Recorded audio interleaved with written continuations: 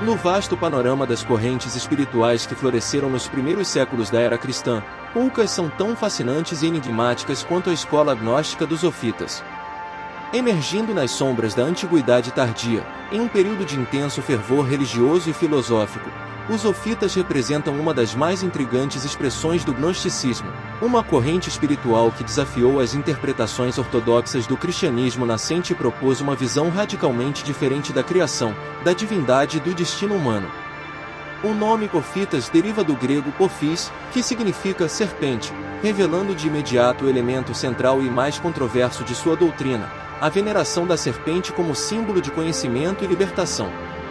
Também conhecidos como Naascenos, do hebraico Nas, também significando serpente, estes gnósticos surgiram por volta do ano 100 d.C., principalmente nas regiões da Síria e do Egito, em um momento histórico marcado por intensas trocas culturais e religiosas entre o mundo greco-romano, o judaísmo e as nascentes comunidades cristãs. Para compreender verdadeiramente os Zofitas, é necessário situá-los no contexto mais amplo do gnosticismo, essa corrente multifacetada que se caracterizava pela busca da gnose, um conhecimento espiritual direto e transformador que transcendia a mera fé ou crença. Os gnósticos, de modo geral, compartilhavam uma visão dualista da realidade, contrapondo o mundo espiritual, perfeito e luminoso, ao mundo material, imperfeito e sombrio.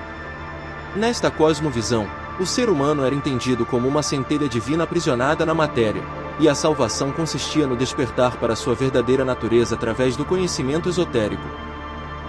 Os Zofitas, no entanto, distinguiam-se de outras correntes gnósticas por sua interpretação radical e subversiva das escrituras judaicas, especialmente do livro do Gênesis. Enquanto a tradição judaico-cristã ortodoxa via a serpente do Éden como tentadora e agente do mal, os Zofitas a reinterpretavam como mensageira da verdade e libertadora da humanidade. Para eles, a serpente não era vilã, mas heroína da narrativa edênica, aquela que ofereceu a Adão e Eva o fruto do conhecimento, desafiando as proibições de um Deus criador que eles consideravam imperfeito e até mesmo malévolo. Esta reinterpretação da narrativa bíblica estava fundamentada em uma complexa cosmologia que os Zofitas desenvolveram. Segundo os relatos que chegaram até nós através dos escritos de seus críticos, principalmente Irineu de Lyon, Hipólito de Roma, Tertuliano e Orígenes, os Zofitas acreditavam que o mundo material não havia sido criado pelo Deus supremo e transcendente, mas por uma divindade inferior e ignorante chamada Demiurgo, identificado com Jeová, o Deus do Antigo Testamento. Este Demiurgo, também chamado de Yaldabaoth em alguns textos gnósticos, era considerado uma entidade misantrópica, hostil aos seres humanos e desejosa de mantê-los na ignorância de sua verdadeira natureza divina. Na cosmologia ofita, acima do Demiurgo existia uma hierarquia de seres espirituais emanados do Deus verdadeiro e transcendente. Entre estes seres estava Sofia, sabedoria, que havia caído do pleroma, a plenitude divina, e, em seu erro, dado origem ao Demiurgo. Arrependida, Sofia teria então enviado a serpente ao jardim do Éden para iluminar a humanidade, oferecendo-lhe o conhecimento que o Demiurgo tentava negar.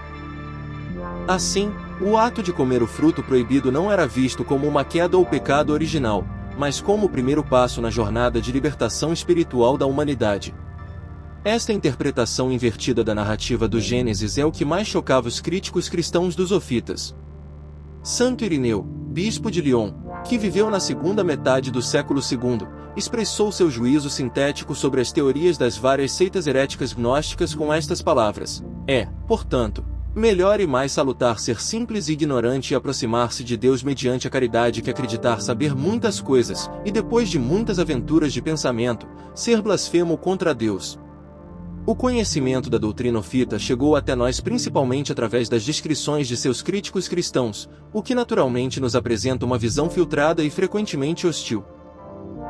No entanto, a descoberta dos manuscritos de Nag Hammadi em 1945, no Egito, trouxe à luz textos gnósticos originais que confirmaram muitos aspectos das descrições anteriores e enriqueceram nossa compreensão dessas correntes espirituais.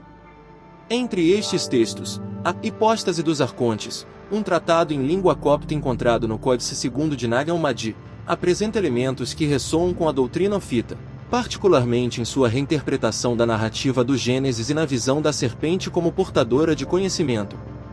Os ofitas desenvolveram uma rica mitologia e um sistema ritual próprio. Segundo os relatos de seus críticos, eles realizavam cerimônias nas quais a serpente desempenhava um papel central, simbolizando o princípio da vida e do conhecimento.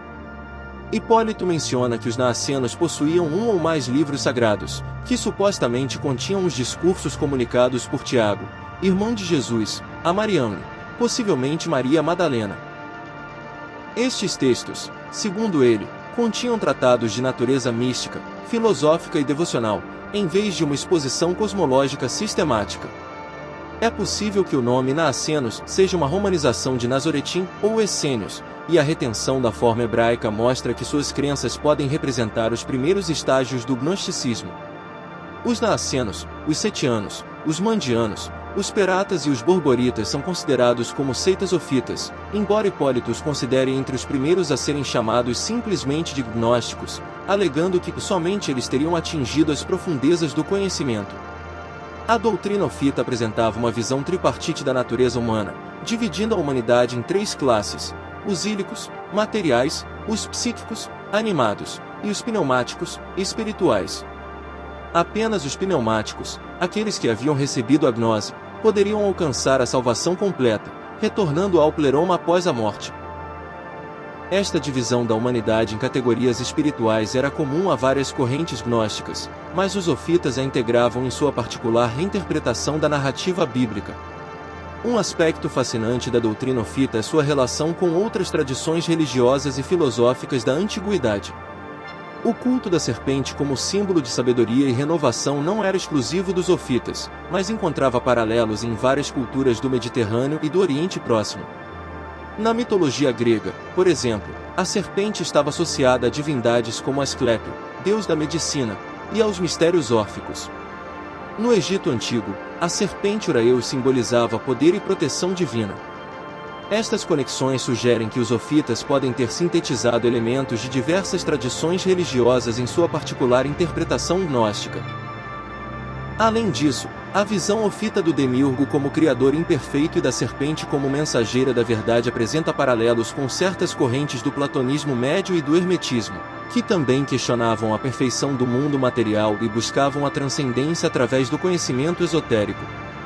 Esta confluência de influências filosóficas e religiosas faz dos ofitas um fascinante objeto de estudo para compreender as complexas interações culturais do mundo mediterrâneo nos primeiros séculos da era cristã.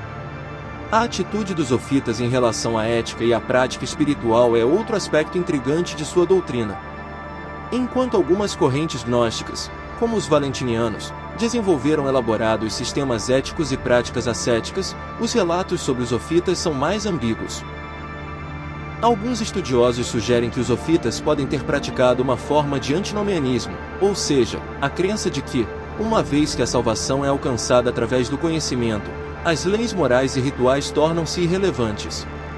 No entanto, outros argumentam que a ênfase na gnose implicava uma transformação interior que naturalmente levaria a uma conduta ética superior.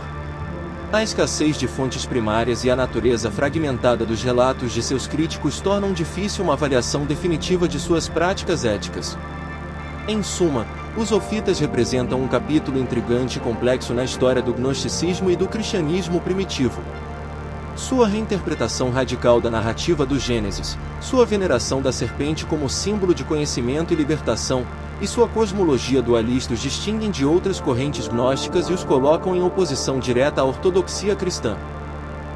Embora grande parte do nosso conhecimento sobre os ofitas venha de seus críticos, a descoberta dos manuscritos de Nag Hammadi e a contínua pesquisa acadêmica tem permitido uma compreensão mais matizada e aprofundada de suas crenças e práticas.